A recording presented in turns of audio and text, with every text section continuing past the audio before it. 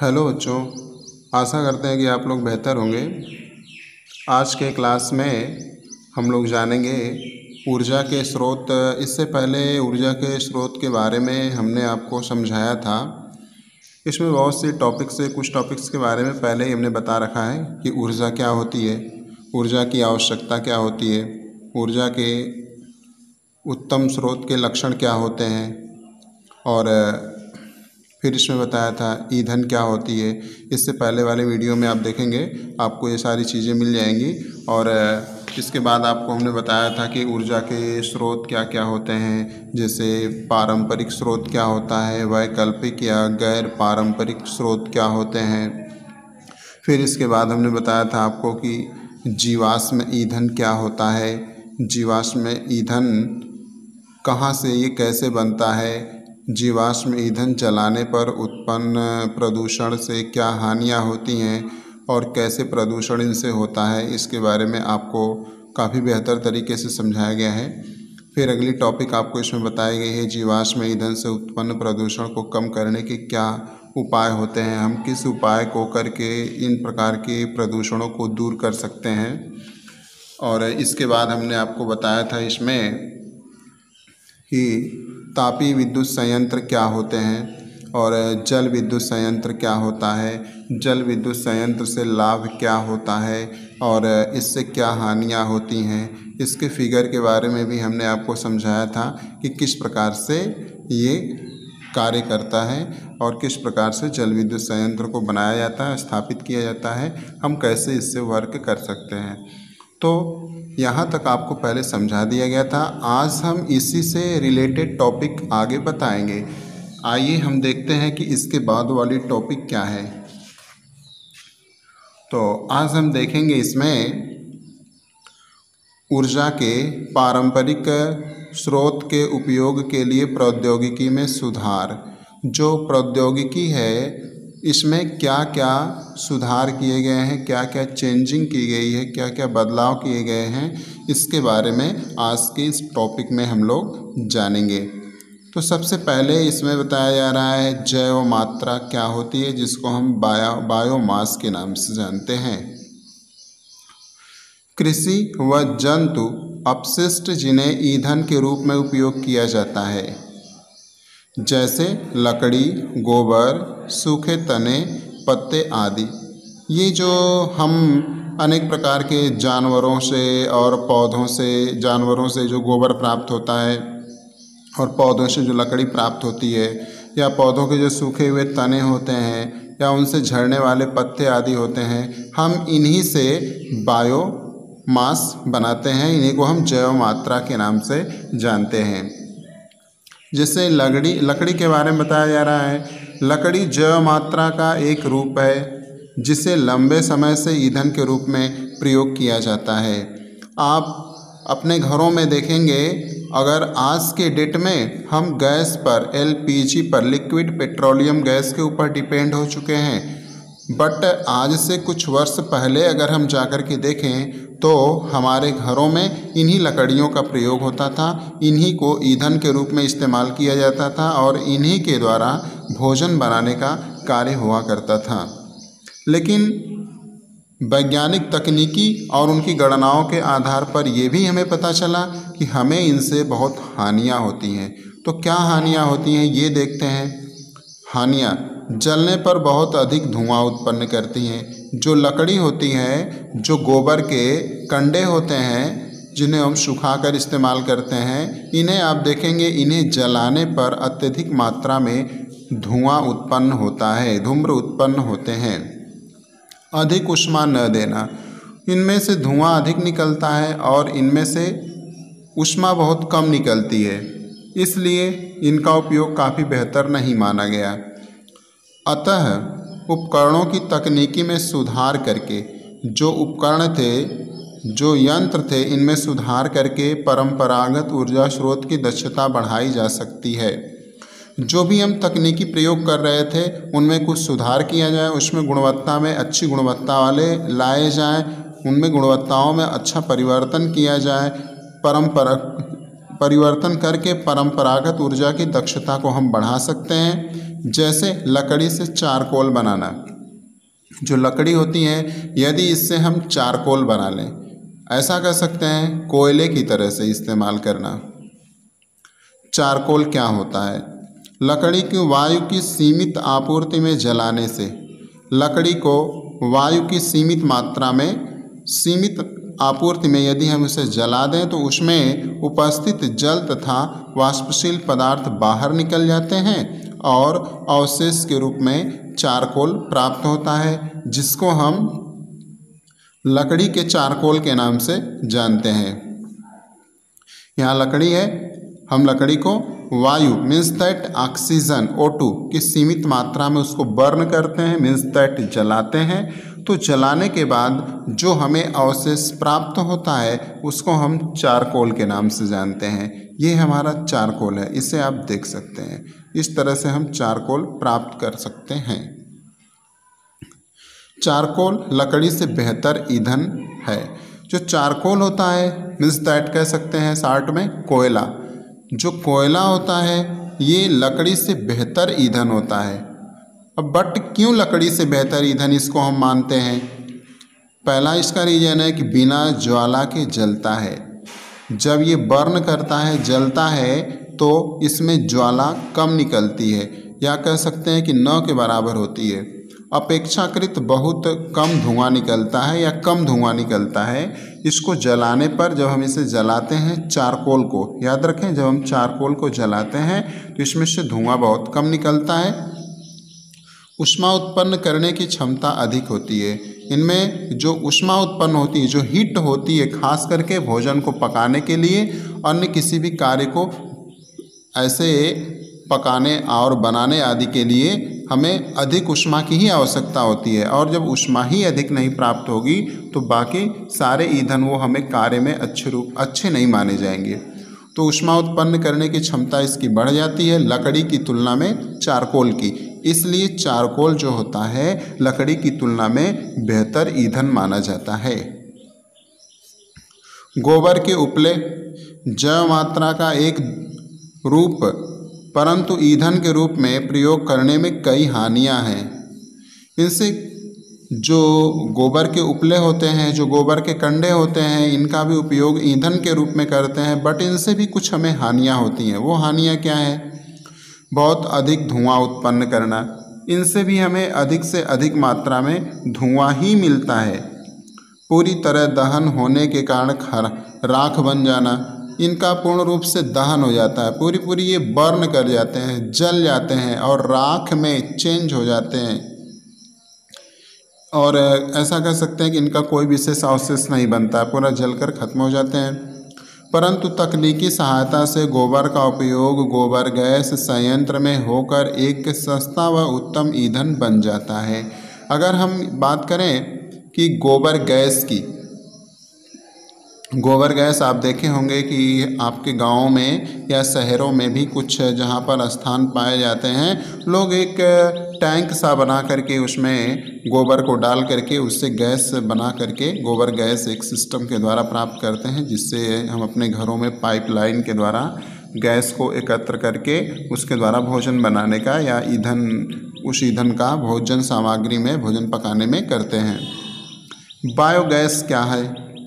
गोबर, फसलों के कटने के पश्चात बचे अपशिष्ट, सब्जियों के अपशिष्ट तथा वाहित मल जब ऑक्सीजन की अनुपस्थिति में अपघटित होते हैं। अपघटित होना साधारण भाषा में, आप व्यवहारिक भाषा में कह सकते हैं उन पदार्थों का सड़ना।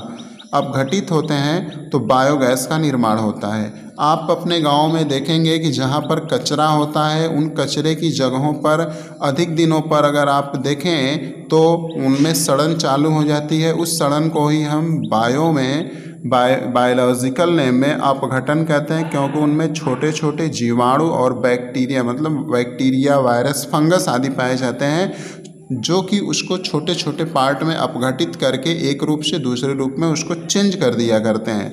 अपघटित हो जाते हैं तो बायोगैस का निर्माण होता है। अपघटन के फलस्वरूप मीथेन, कार्बन डाइऑक्साइड, हाइड्रोजन तथा हाइड्रोजन सल्फाइड जैसी गैसें उत्पन्न होती हैं। जैव गैस को संपाचित्र के ऊपर बनी टंकी से संचित किया जाता है, जिन्हें पाइपों के द्वारा उपयोग में निकाला जाता है। हम इसका उपयोग पाइपलाइन के द्वारा कर लेते हैं और पाइपलाइन के द्वारा उपयोग करके हम इनका घरों में अपने उपयोग करते हैं गैस के द्वारा, जैसा आप यहाँ पर फिगर में इसे देख सकते हैं। यहाँ पर सबसे पहले एक इस प्रकार का टैंक बना होता है और इसमें इसको जो नीचे टैंक बना हुआ है इसमें हम गोबर को डालते हैं, जिसको हम संपाचित्र या हाई डाइजेस्टर कहते हैं। डाइजेस्टर पचाने वाला, संपाचित्र। फिर इसके बाद कुछ इस टाइप के, इस आकार के ये बने होते हैं टैंक। ये एक बड़ा सा बॉक्स नुमा होता है या ढक्कन नुमा होता है।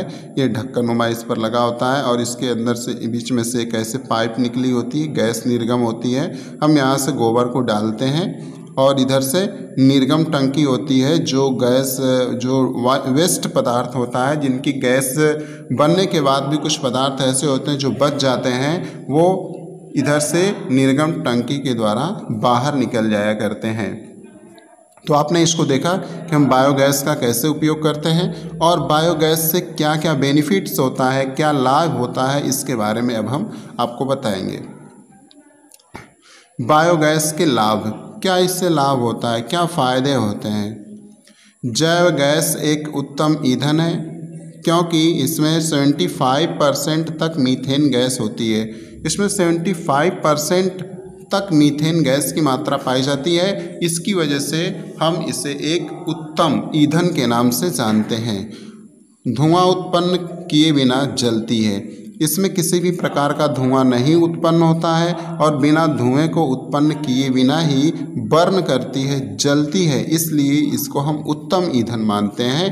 यह इसका एक और लाभ है। जलने के पश्चात कोयला तथा लकड़ी की भांति राख जैसा अपशिष्ट शेष नहीं बचता।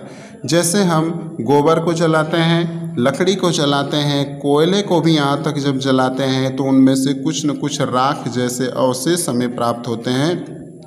बट जो बायोगैस होती है, हम इसको जब जलाते हैं, इससे भोजन बनाते हैं, ईंधन के रूप में प्रयोग करते हैं, तो इनमें ऐसा कोई अवशेष प्राप्त नहीं होता है। तापन क्षमता का उच्च होना, इनका जो तापन क्षमता होती है ये काफ़ी उच्च मानी जाती है। काफ़ी उच्च का मतलब आप ये समझें, लकड़ी, कोयले, चारकोल और गोबर के कंडे आदि से इसकी तापन क्षमता उच्च होती है। बायोगैस का प्रयोग प्रकाश के स्रोत के रूप में किया जा सकता है। मीन्स दैट हम इससे उजाले के रूप में भी इसका प्रयोग कर सकते हैं।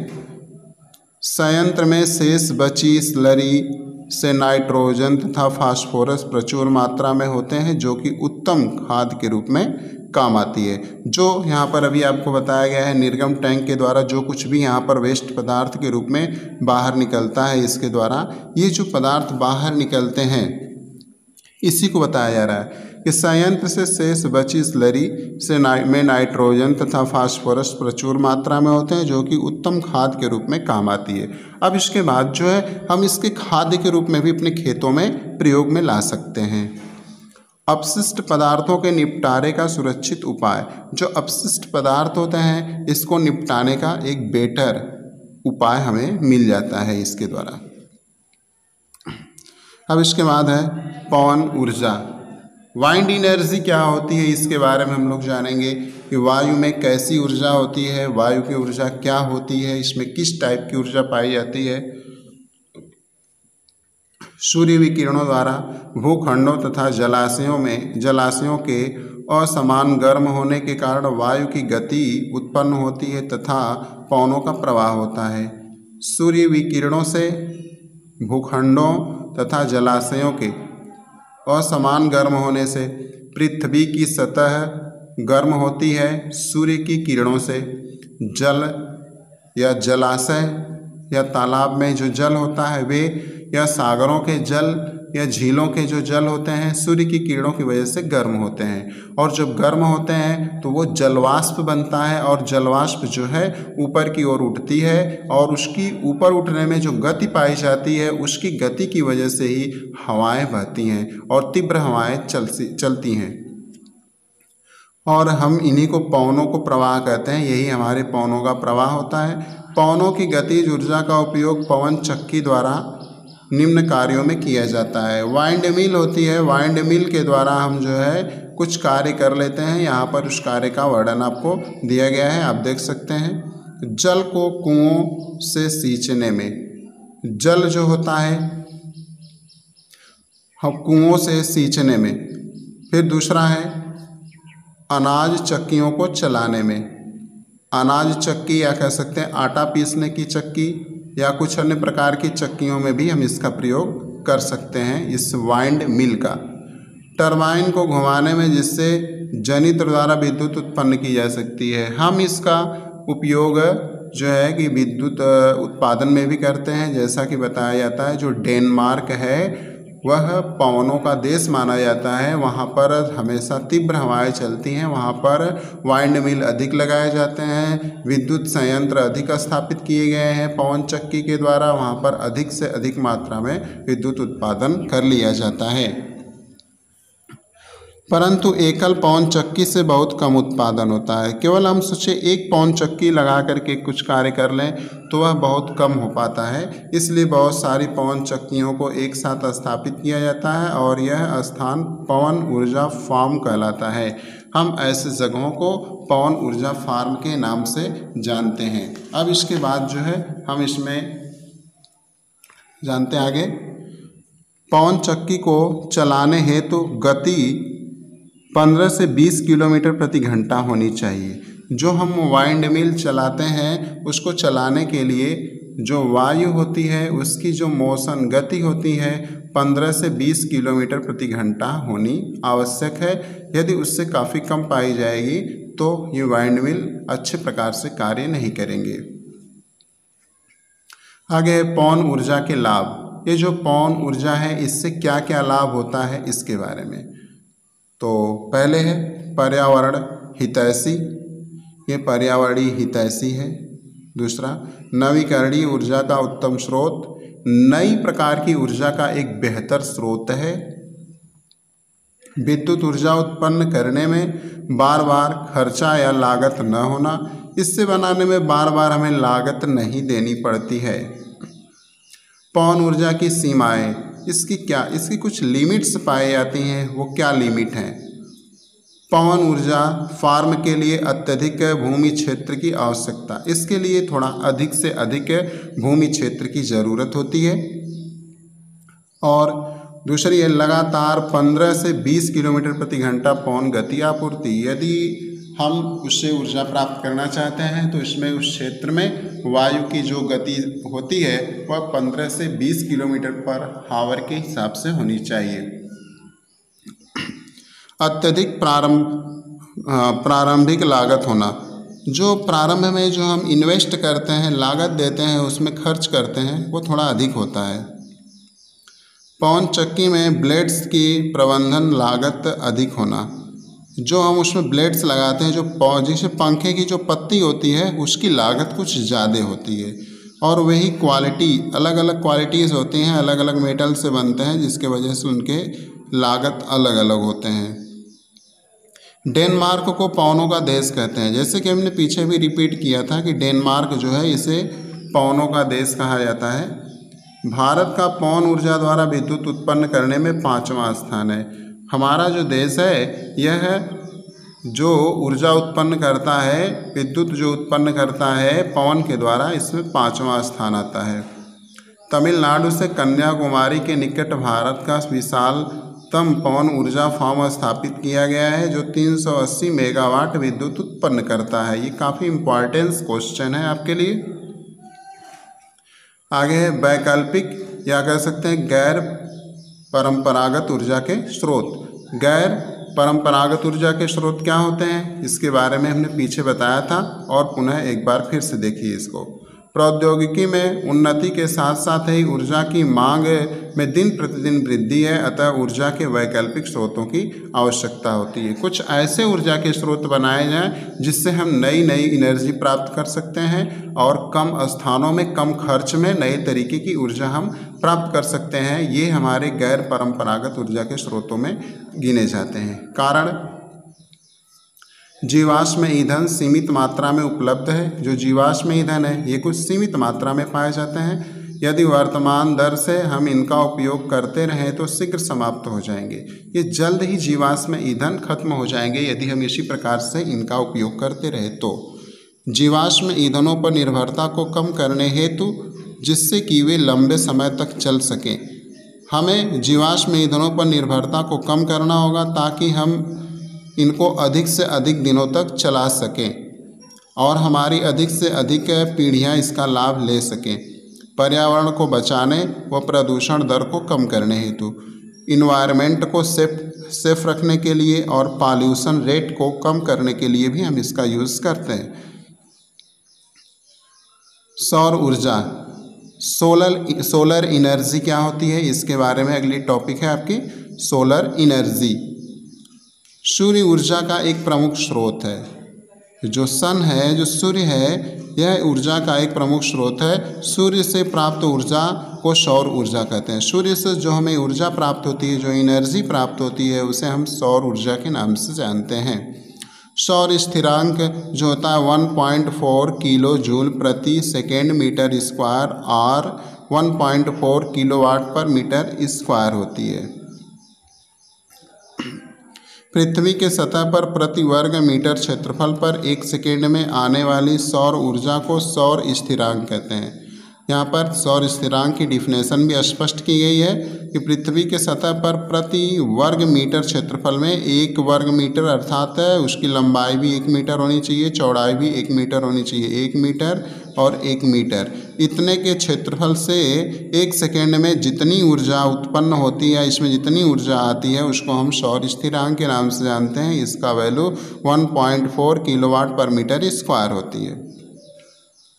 सौर ऊर्जा युक्तियाँ, सोलर एनर्जी की क्या क्या युक्तियाँ हैं, क्या क्या जुगाड़ हैं, इसके बारे में हम जानेंगे। जैसे सौर कुकर है, सौर जल तापक है, फिर इसके बाद सौर सेल है। ये जो दोनों हैं, इनमें सौर ऊर्जा को ऊष्मा के रूप में एकत्रित करके उपयोग करना होता है और जो सौर सेल है, सौर ऊर्जा को विद्युत में रूपांतरित करना होता है। इसमें सौर ऊर्जा को विद्युत में रूपांतरित ट्रांसफॉर्मेट कर दिया जाता है। अब इसमें हम जानेंगे आगे सौर तापक युक्तियों में। जो सौर तापक युक्तियाँ होती हैं, इनमें क्या होता है, हम लोग इसके बारे में जानेंगे। देखिए, काला पृष्ठ अधिक ऊष्मा अवशोषित करता है। इसमें जो काला पृष्ठ होता है वह अधिक ऊष्मा को अवशोषित करता है। जैसा कि हम पहले से ही जानते हैं, जो काला पृष्ठ होता है ऊष्मा को अच्छी प्रकार से एब्जॉर्व कर लेता है। अतः इन युक्तियों में काले रंग का प्रयोग किया जाता है। दूसरा है, सूर्य की किरणों को फोकसित करने के लिए दर्पणों तथा कांच की शीट का उपयोग किया जाता है, जिससे पौधाघर प्रभाव उत्पन्न हो सके तथा उच्च ताप उत्पन्न हो सके। हम इसमें एक दर्पण का प्रयोग करते हैं, कांच का पृष्ठ इस पर लगा हुआ होता है। ये आप देख सकते हैं, सौर ये ऊर्जा के लिए बनाया गया एक प्रकार का कुकर है। हम इसमें भोज्य पदार्थों को कुछ बना सकते हैं। बाक्स रूपी सौर कुकर यहाँ पर दिखाया गया है। ऊष्मारोधी पदार्थ का बाक्स लेकर के आंतरिक धरातल तथा दीवारों पर काला पेंट करते हैं। बाक्स को कांच की शीट से ढक देते हैं। ये जो बाक्स होता है, सो कांच की शीट उस पर लगा करके ढक दी जाती है। ये कांच का पृष्ठ होता है। समतल दर्पण को इस प्रकार समायोजित किया जाता है कि अत्यधिक सूर्य का प्रकाश परावर्तित होकर बाक्स पर आ सके। ये दर्पण को हम ऐसे सूरज के सामने सेट करते हैं कि अधिक से अधिक फोकस प्रकाश की किरणें इस पर आ सके। हाँ, अधिक समायोजित किया जाता है ताकि उच्च ताप बना सकें, अधिक आएंगे। 2 से 3 घंटे में बाक्स के अंदर का ताप 100 से 140 डिग्री सेल्सियस तक पहुंच जाया करता है। जैसे आप इसको देख रहे हैं, इसकी बनावट। ये बाह्य बाक्स है। ये काले, हम इसमें बर्तन रख देते हैं। ये काला किया गया पृष्ठ होता है, इस पर ऊष्मीय रोधक परत लगाई गई है। ये दर्पण है और ये कांच की प्लेट होती है। बट हमें इससे क्या लाभ होता है, इसके बारे में जानते हैं। कोयला, पेट्रोलियम जैसे जीवाश्म ईंधन की बचत होती है। हमें इनकी आवश्यकता ही नहीं पड़ती है। प्रदूषण बिल्कुल ही नहीं फैलता है इनसे। खाद्य पदार्थों के पोषक तत्व नष्ट नहीं होते हैं। जो खाद्य पदार्थ होते हैं, इनमें जो भी पदार्थ हम पकाते हैं, जो भी भोज्य पदार्थ बनाते हैं, इनके पोषक तत्व, इनके गुण नष्ट नहीं हो पाते हैं। बट क्या इनसे हानियां हैं? रात के समय और कुकर का उपयोग नहीं किया, सौर कुकर का उपयोग हम नहीं कर सकते हैं रात्रि में, क्योंकि हमें सनलाइट नहीं मिलेगी, सूर्य का प्रकाश नहीं मिलेगा। बारिश के समय इसका उपयोग नहीं किया जा सकता, बारिश के समय में भी इसका उपयोग नहीं हो पाएगा सनलाइट न मिलने के कारण। सूर्य के प्रकाश का निरंतर समायोजन करना आवश्यक है ताकि यह उसके दर्पण पर सीधा पड़े। हम इसको ऐसे सेट करते हैं ताकि अधिक से अधिक फोकस हमेशा पड़ सके। यह भी एक हानि ही है, अगर न मिला प्रकाश तो नहीं हो सकता है। तलने व बेकिंग हेतु उपयोग नहीं कर सकते हैं। हम इसमें तलने का कार्य, फ्राई करने का कार्य, आमलेट बनाने का कार्य, भुजिया बनाने का कार्य, ऐसा कुछ नहीं कर सकते हैं इसके द्वारा। हम इसमें उन्हीं भोजनों को बना सकते हैं इसमें जो कि एक बार इसमें डाल दिए जाएं और इसको पैक कर दिए जाएं, दोबारा इसको टच करने की आवश्यकता ना हो, ताकि एक ही बार में भोजन बन जाए। जैसे दाल को बनाना, चावल को बनाना और सब्जी भी हम इसमें बना सकते हैं, बट हम आमलेट इसमें नहीं बना सकते हैं, फ्राई नहीं कर सकते हैं, ऐसी चीज़ें इसमें नहीं की जा सकती हैं। इसके बाद अगली टॉपिक है हमारी सौर सेल क्या होती है। सौर सेल सौर ऊर्जा को सीधे विद्युत में रूपांतरित कर देते हैं। यह ऐसी युक्ति होती है जो कि सीधे सीधे सौर ऊर्जा को विद्युत में ट्रांसफॉर्मेट कर देते हैं। एक प्ररूपी सौर सेल 0.5 से 1 वोल्ट देता है, जो लगभग 0.7 वाट उत्पन्न कर सकती है, विद्युत शक्ति उत्पन्न कर सकता है। जब विद्युत अधिक संख्या में सौर सेलों को समायोजित करते हैं तो यह व्यवस्था सौर पैनल कहलाती है। अगर हम कई ठो सेलों को जोड़ करके बना देते हैं बहुत बड़ा सिस्टम, तो हम इसको पैनल के नाम से जानते हैं। हानियाँ क्या होती हैं और लाभ क्या होता है, इसके बारे में जान लेते हैं। बांध निर्मित किए जा सकने वाले स्थान सीमित हैं इसके लिए, और हानियाँ इससे क्या हैं? तरंग ऊर्जा का व्यवहारिक उपयोग इसमें जो है कि नहीं हो पाता है।